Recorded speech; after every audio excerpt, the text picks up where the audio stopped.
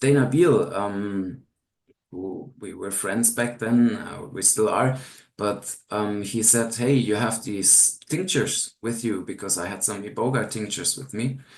And he told me Amanda Fielding's father of her kids, not husband, and but ex-partner, father of Amanda Fielding kids has Parkinson's. And so he said, "Hey, come on, let's go to Amanda and show her Iboga and tell her about Iboga."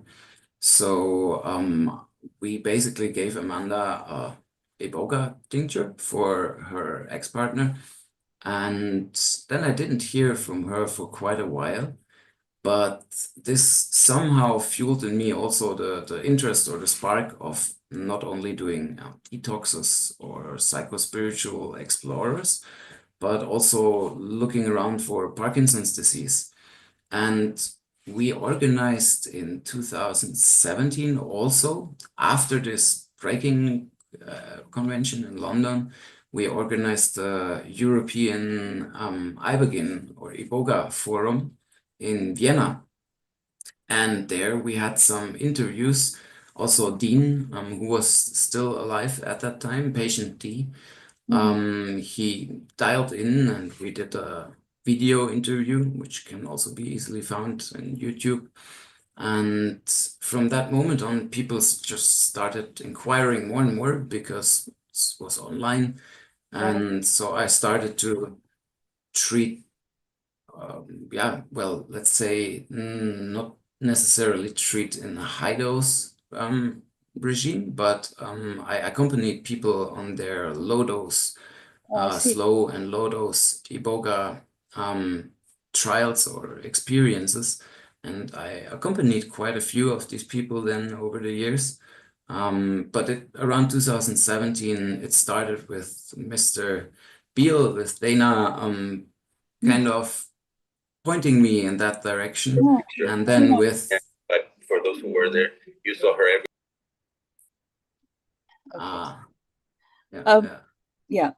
yeah. Yeah. So I interviewed Eric Swenson and I interviewed patient D when he Hmm. was in his 70s. And so I just put up the link to that interview as well, and I would love to get those other links. But I'll I just find it 1 second. I'll have them with you we can do soon. it afterwards so we don't interrupt the Hmm. Hmm. um I just want to say about Parkinson's that I don't know. I would love to kind of get a more scientific medical view of how ibogaine works for Parkinson's. Talk a little bit about that. But from the point of view of someone who's suffering from something like Parkinson's, it is a very slow degenerative disease. But over the years, it becomes really like you're like a prisoner inside your own body.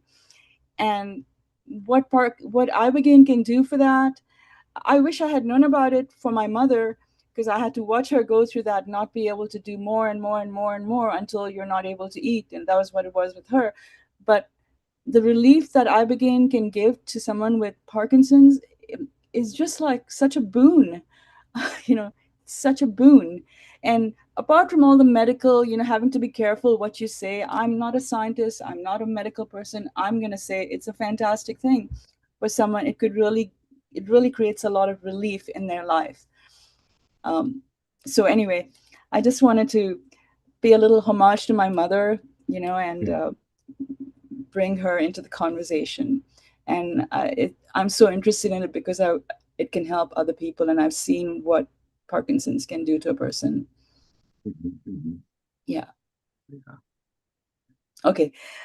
Um, so sorry, I didn't mean to interrupt your flow, All but good. Don't worry. Don't worry. Let's go um, with the natural flow of whatever comes um, up.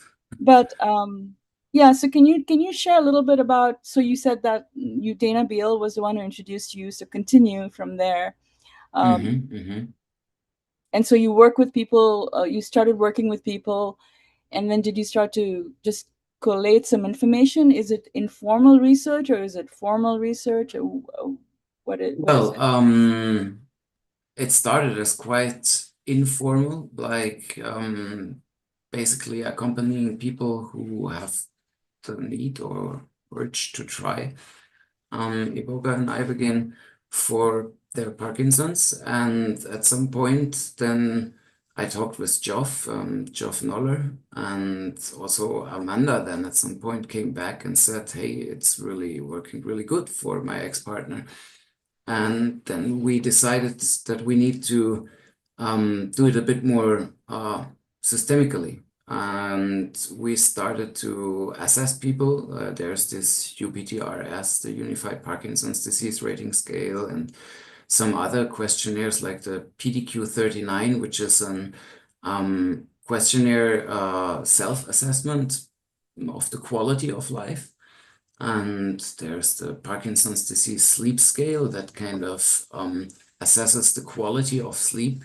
And there's the Parkinson's disease fatigue scale, which kind of assesses the fatigue or the during the waking hours and the motivation during the waking hours.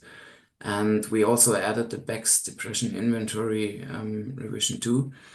And so we started the people that came new and that I was about to accompany. We started doing like baseline assessments before they have ever tried Iboga, and then during the process and after the process.